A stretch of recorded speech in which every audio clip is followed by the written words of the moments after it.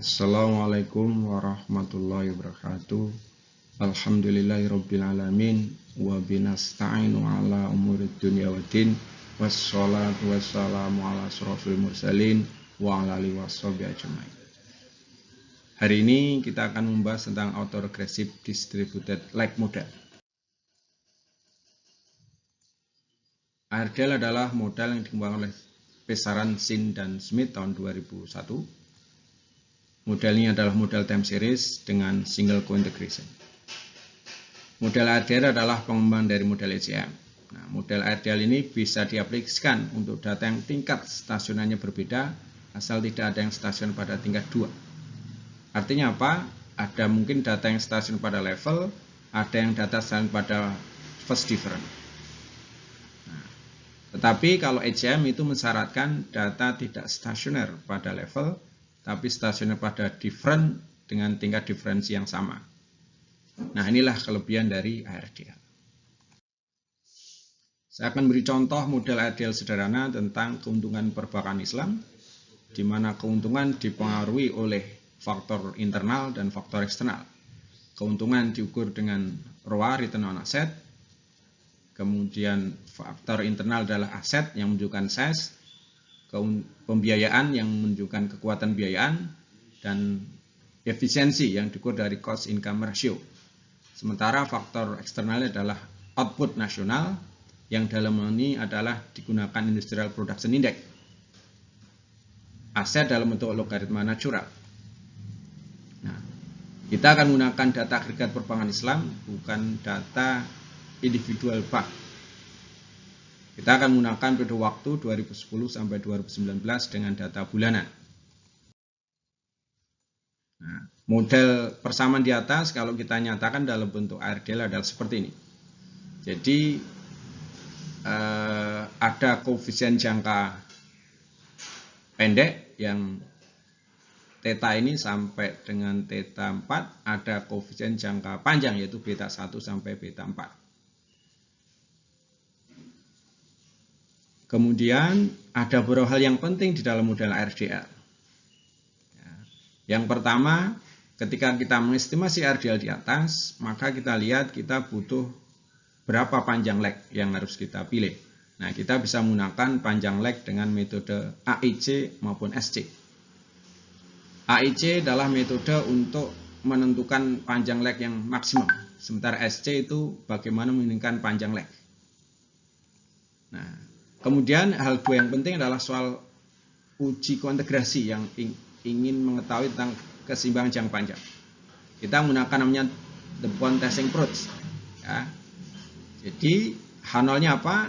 Kita uji koefisien jangka panjang, yaitu beta 1 sampai beta 4. Nah, kalau beta 1 sampai beta 4 adalah 0, maka tidak ada kointegrasi. Sebaliknya kalau beta 1 sampai tidak sama 0, maka ada kointegrasi. Nah, distribusi yang digunakan adalah distribusi F, tetapi kritikalnya berdasarkan bond testing approach. Jadi mengikuti pesaran. Jadi kalau F hitung lebih besar dari upper bound, maka ada kointegrasi. Sebaliknya jika F hitung lebih kecil lower bound, maka tidak ada kointegrasi. Sementara kalau F hitung di antara lower bound dan upper bound, maka tidak ada keputusan.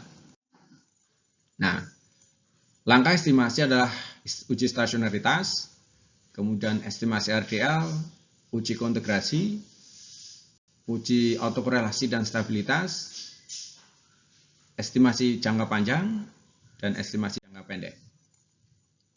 Nah, kita mulai dari unit row test dengan ADF.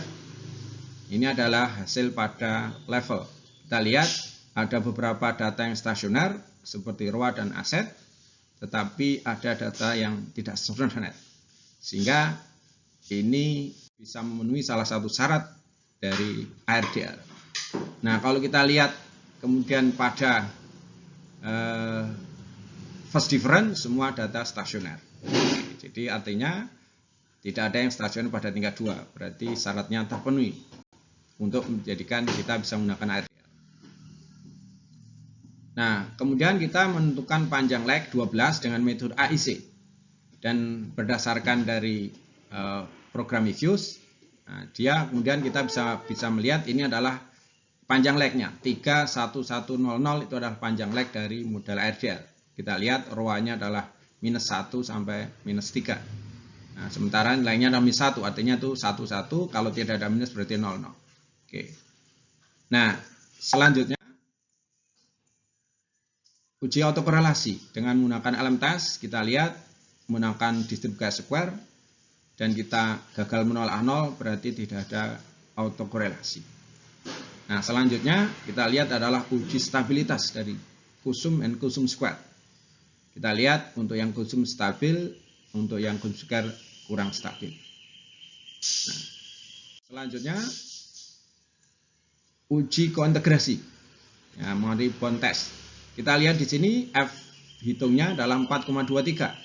Sementara sebelah kanan kita ada I1 adalah upper bound, I0 adalah lower bound.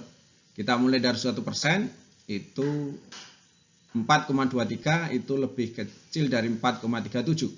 Berarti pada 1% tidak ada kointegrasi.